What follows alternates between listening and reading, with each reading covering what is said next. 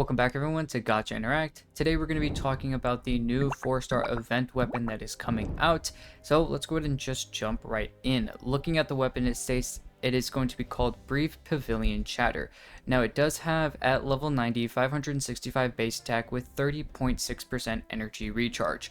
The look to the weapon almost gives me a little bit of a vibe of like a kind of like the forest that you find in Liyue, and specifically looking at a character like Hu Tao. So keep that in mind as you're looking at this weapon. Just think similar to other weapons like Bow of the Boundless Blue and whatnot, kind of how those weapons specifically are for their specific regions.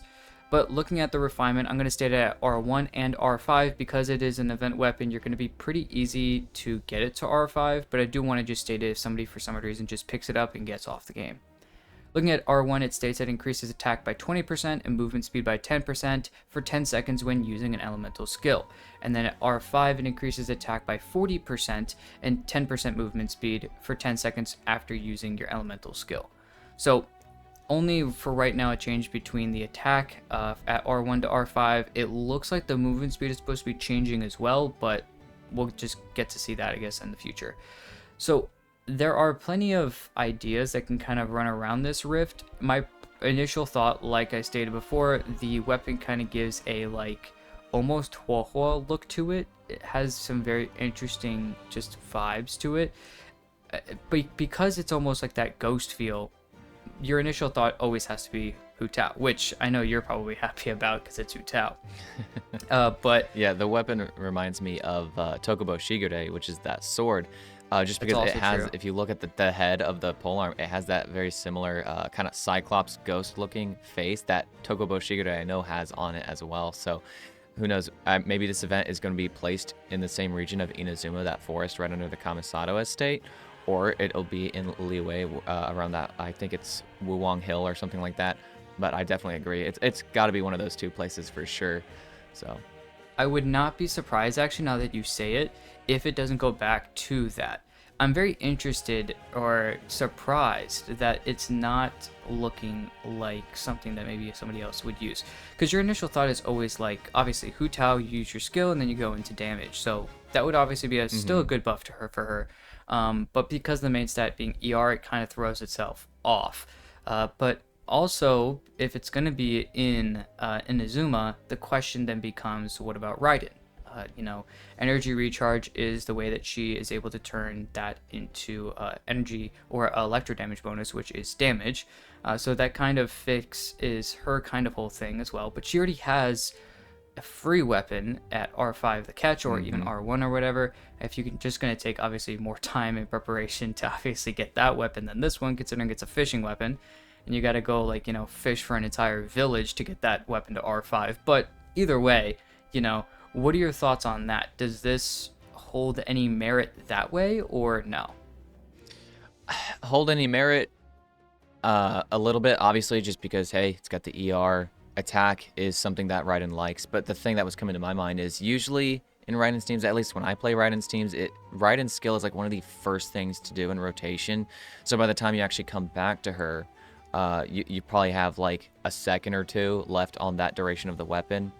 Unless you're using your skill again, which usually I don't have yet. It's just usually something, it's the first thing in the rotation for me, because then I go and do a Bennett thing or a Chevreuse thing. I have to get that overload reaction before I can use Chevreuse to make sure I'm getting the overcharged ball with her skill.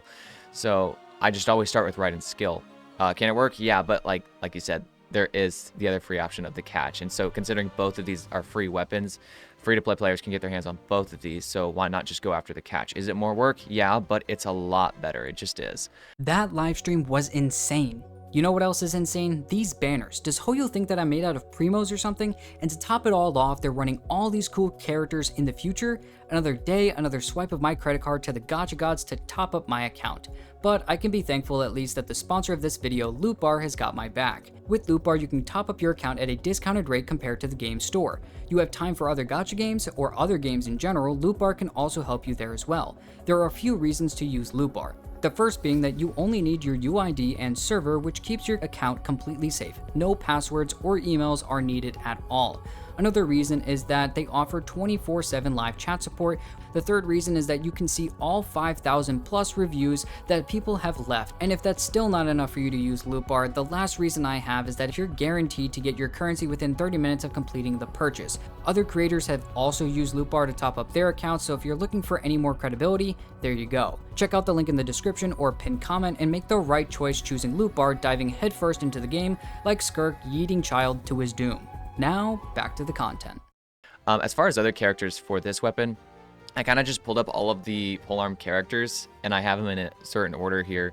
Obviously, with it being an energy main stat, that doesn't always mean it needs to just be for a support. I mean, I like the example you brought up earlier. Ballad of the Boundless Blue was an event weapon, kind of sort of designed for Neuvillette, but it's an ER main stat. It's not like an HP main stat that he likes to scale on for damage or even crit rate or damage for that matter. But the ability just had to do a lot with, hey, you do charge attacks, you're going to get a charge attack damage bonus. I think it even has a normal attack damage bonus tied to it, so it's kind of like an either or. But I think I have that on my Yanfei or something like that because Neuvillette, obviously, I have his weapon, so I just use that. It's a lot better. So I think in a similar way, the reason I say all that is to say that just because it's an ER main stat polearm doesn't mean it's not necessarily going to be good for a DPS or just damage-oriented character. Because a character like Arlecchino, for example, she will probably favor crit rate, damage, attack percent main stat more for just more damage, but she still likes to have her burst on cooldown. She doesn't necessarily have a problem getting it back, and I know, Vixen, you can attest to that as well, obviously, just because you have the character. But if you don't have Arlecchino's burst at the end of the rotation for some reason, it is going to start to take away from the comfort factor of that team, because the only way Arlecchino is going to heal herself is through her burst. If you're not using her burst for anything else, you should be using it at the end of a rotation just for the sake of healing her. So that's just one example of where the ER can be nice if you want it to be. But there is also a character like Hu Tao, if we look at that a little bit closely, a little bit more closely. Yeah, you're getting the attack increase from using the skill, which is good. I mean, that's how Hu Tao works. Use the skill and go right into damage. But the ER is, once again, the question of like, well, do I actually need that? Hu Tao isn't a character that absolutely needs her burst. Is it nice? Sure, because it has a little touch of damage. And it does actually heal her as well. The thing is, she can be healed from other sources, unlike Arlecchino. So it's just kind of a toss-up there. I guess just real quickly going through like other characters. Kachina, sure, I mean, energy is going to be good for her if you really just don't have something else, but the free-to-play craftable polearm, I think, is just going to be better for her. Footprints of the Sand or something like that. Emily, I think, just has better options. If you're having an energy problem, sure, go for it. It's not technically bad because you use the skill, the attack increase. That's going to be good. Chevreuse, attack increase. If you're building damage, Chevreuse can be okay. And once again, the ER main stat can help get her burst back, which, though, if you don't have a damage built, Chevreuse isn't going to be absolutely necessary. Really, the only necessary thing about Chevreuse is using the skill after causing an overload reaction so that you can get that overcharged ball to then buff your whole team. And honestly, you could go on. I don't know, Vixen, what are some of the characters in your mind, other than probably, I know we already talked about Hu Tao, that you really especially like for the prospects of this weapon? Well, I think you kind of knocked every character, I would say. When I first thought of the character, like I stated, initially the first character that came to my mind was Hu Tao, just because the look of it, and I feel like was pretty fair. She does do damage based off of attack, even though she does turn HP into attack, and a lot of times you'll want to scale into HP. The ER isn't practically useless on her, just like we talked about. I talked with Rift about this, when we saw the weapon. It instantly reminded me of something like Ballad of the Boundless Blue, not trying to be an extremely good weapon for whoever it is but it is still trying to be a good, somewhat good weapon. So I think like for Hu Tao, you still have the attack going on. Ballad of the Boundless Blue is ER versus the HP for Neuvillette. This is going to be ER versus attack or any crit for these characters. But also, like you said, with Kachina is also a very strong idea. So looking at support characters, and another character that came to mind that would also just rather use the catch would be Xiangling. So if you're like Raiden is occupying your catch, like we talked about, then Xiangling could technically use this as well. Just keep in mind you'll have to make sure to use Guoba before your burst usages is probably what I would do, just because then you can get the attack increase while your burst is going. Because then that'll make sure that you're getting that attack buff. That's kind of with just specifically her. All the other characters that have it, obviously all the supports, like you mentioned, and even more, characters like Kachina, Shivers, Mika, Yao Yao, Candice, all those energy kind of characters, even a character like Toma, who is usually focused more on like Burgeon teams. If you want to make him more of a shielder, make sure he has his burst back all the time. This could be technically a good weapon just for a stat stick for some ER if you really want it. But I think that there are other options that would be better for the ER and the ability stat anyways. So I think personally that's kind of it once it comes to that. I think Emily is a pretty strong character for it, like you talked about as well. You could try to force it on Sino, but once again, once you start to look at that, then it starts to really get extremely difficult to put on certain characters. Because Sino, it could work, but once again, you have the ER main stat weapon. It's like putting Battle of the Boundless Blue on Nicolette. You're seriously handicapping the character, and at that point, it'd just be better to put on a different 4-star weapon for that character. So I think the major people that are in my mind that this is going to be good for are going to be Hu Tao is number 1. Number 2 would probably be Xiangling. I really like the thought of having it on Xiangling, but that's just for me. And then probably like Chevreuse right behind that, just purely for the attack buff for personal damage if you kind of want that, but also the ER main stat as well. So for me at least, those are kind of the characters I would go for. Yeah, I think for me, I actually really like the idea of it on even a character like Rosaria. She likes the attack increase that can help some of her burst damage in a very similar way actually to Xiangling. Just use the skill, get the attack increase, use the burst, because they're very Rosaria and Xiangling, that is, they're very burst reliant characters from off field, that just having that energy main stat is going to just be a nice help to that. I actually really was thinking about it. I really like the idea of it on Sino too, just because Sino, if you guys have Sino, know that he's a character that is very difficult to maintain that burst because you're trying to focus a lot of damage in the build. So getting that burst back can be very difficult when you're not using a double electro team, especially like if you're doing the Hyper Bloom team. You have your Hydro, your other Dendro character, and then let's say your 4th slot isn't an Electro character. Maybe you want that Dendro resonance for him.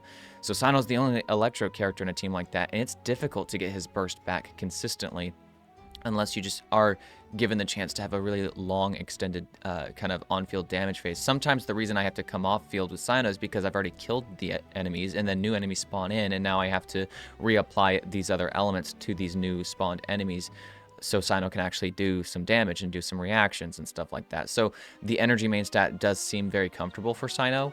It's not going to be his best in slot by any means, but I think it's a good free-to-play option for him. And like you said, there's a lot of characters like that, and I think we've kind of touched over most all of them at that point. With most of the most of the 4-star supports, your characters Kachina, Yunjin, Yao Yao, Mika, Chevreuse, Candice, Toma, all of that, right? I feel like this weapon is just an extra, like an additional option to use. If you have it, you play the event, you're going to have it. If you just don't have that many Favonius lances yet, or high refinements for that matter, because I think Favonius is still going to have somewhat of an edge for some of these characters, particularly just because it still has the energy that you're looking for, but also is going to have giving additional particles, not just to themselves, but to other characters in the team. So it's just kind of like, hey, here's an extra help that you can level it. It's going to be cheaper to level this event weapon during the event too, by the way. So it's like just an extra to have and use, because I know I've done that before with other event weapons, and then now I'm actually off them and they're kind of collecting dust right now. So I think that pretty much covers everything. Yeah, I think also specifically though, I do want to talk about one last character, which I was kind of keeping under wraps, but it was Shenhe. Now I think also with Shenhe being on the Chronicled Wish, yeah, I think like her being on the Chronicled Wish also kind of maybe puts her in a spotlight specifically for this weapon as well. She is a leeway character, but even if this weapon is not meant for, like, it's still put in like Inazuma, that is still fine because I still think it works pretty well. She does all of her damage and gets stacks and stuff and gives buffs based off of the attack. She also gives like elemental skill, elemental burst, or whatever, but a lot of the times you're always using, because of a passive, you're using her skill as a tap or a hold version to give a buff as well, whether it's like normal charge and plunging attacks for I think the tap version or the hold version, and the tap version gives elemental skill and elemental burst damage. And with that, you're always using those consistently right before the DPS.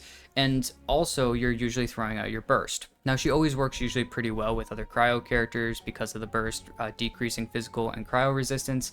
So Shenhe is kind of a really, really good character, I think, without maybe just an extremely good driver that's not here anymore with cryo. So I think that this weapon could be a solid option for her, but like you stated, Rift, a lot of these characters are still just gonna like Favonius Lance more. So if you don't have, if you know, you're once again newer player, or you just have physically just not gotten that lucky in terms of getting a lot of the extra stuff or the other weapons, then that starts to become something that's going to be a little bit more necessary for you to get, is going to be this weapon to actually use.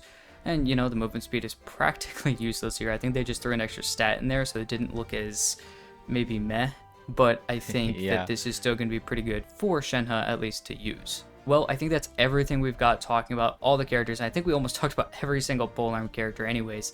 I think that this is a good weapon for an event. I think more or less the coolness factor of it, or the look to it, almost seems more exciting than the actual weapon itself, borderline for me.